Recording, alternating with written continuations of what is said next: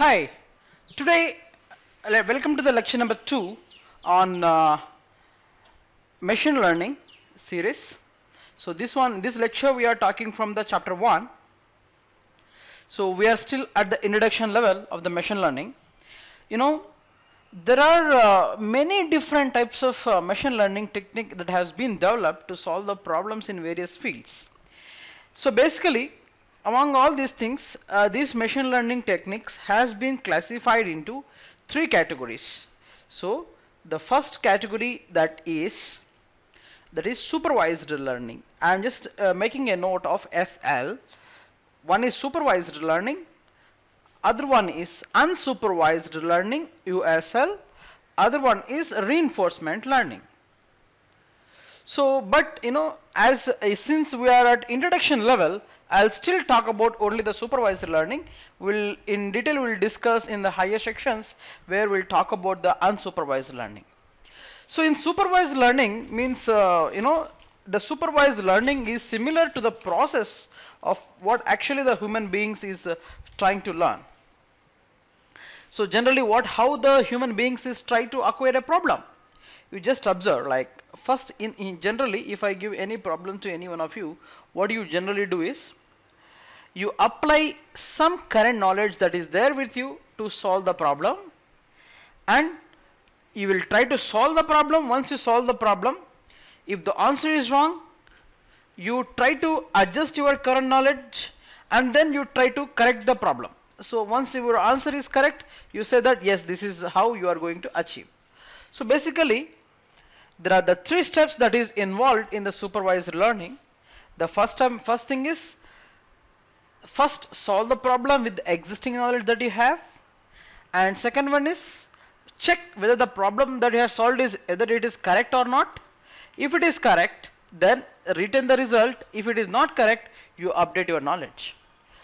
So here, in terms of if I talk about in terms of data sets and all this stuff, because the machine learning is merely focused on the data sets.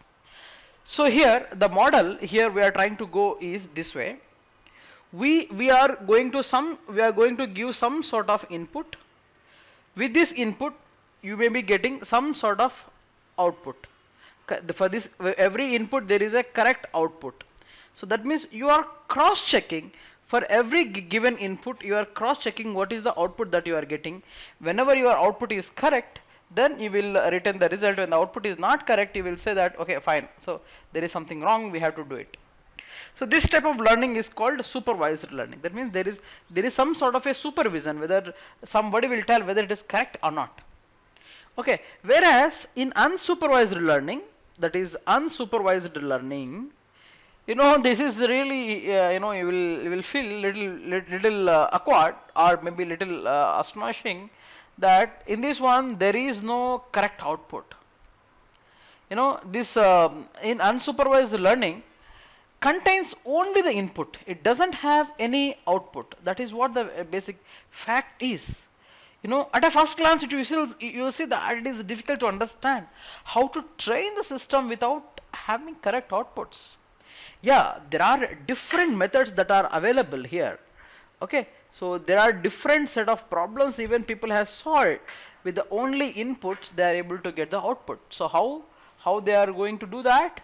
In unsupervised learning, it is generally used for investigating the characteristics of data and pre-processing the data. That means like this concept is something like similar to a student who just sort out the problem by constructing and then attribute and doesn't learn how to solve them because there are no correct outputs. Whereas the other category which is more and more rigorously used in nowadays is reinforcement learning. In the reinforcement learning, you will be given with some input. Whatever the output you will get, that output, there may be some output. Okay, this output you will be graded. So you will give the grade for this output. So you grade this output. So that is how you are going to use the supervised learning, unsupervised learning, and this reinforcement learning. So our main aim to show the fundamentals, we will talk about only the supervised learning. In subsequent sections, if the time permits, we'll talk about this unsupervised learning as well as reinforcement learning. Okay, so now let us focus more onto the supervised learning. This supervised learning has there are two most common types application for this supervised learning. One is classification, CLASSIFICATION, classification. Other one is regression. So don't get shocked with these new words again. These are a little familiar to us. Classify. Classify means, I mean, like which category this belongs to. This is called classification. For example, if I give numbers, these numbers are classified into digits.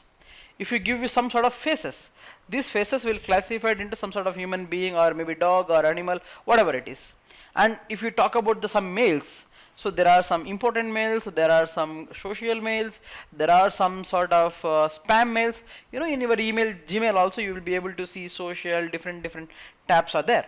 So this is called the classification. So this supervised learning techniques one of the technique is the classification. In this classification, you will be able to see the input and you will be having some sort of class.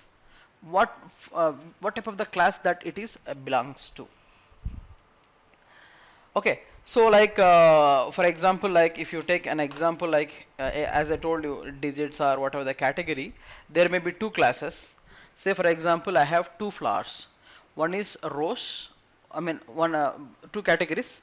One is flower category, other one is fruit category. So then you will classify which is belongs to flower or which is belongs to root. So this one generally can be written as some sort of a data set. Okay, like this thing, input x1 and y1, and it belongs to whether it is a flower or it may be what type of class it is. So something like, say for example, if I give you some sort of a box here, okay, and in this box there is a x-axis, there is a y-axis here.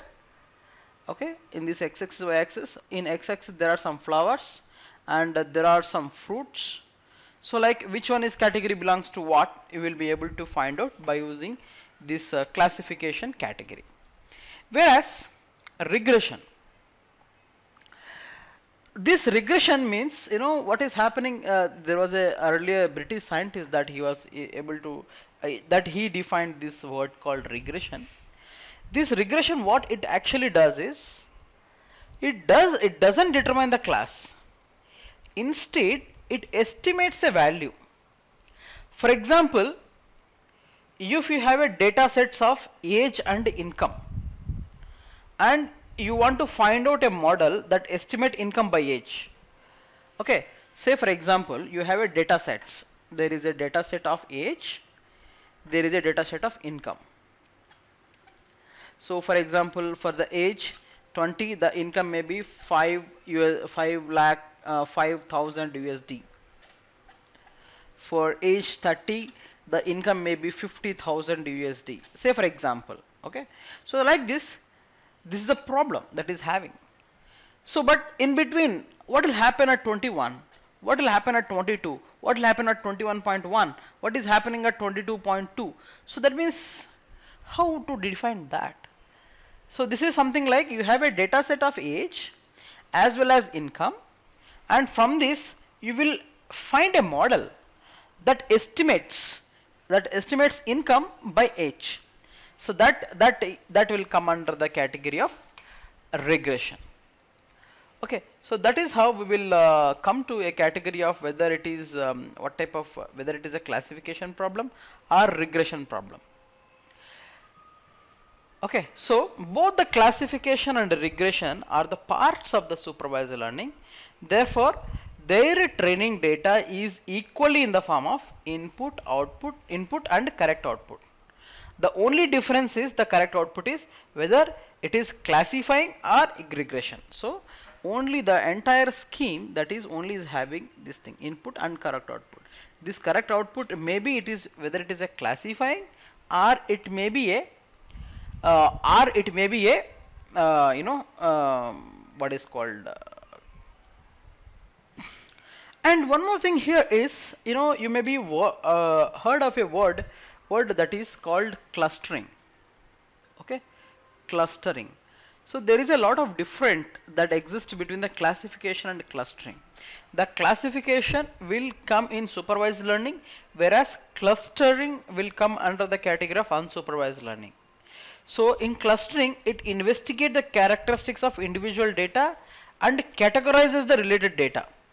So it is very easy to confuse the clustering and classification because as the results are similar.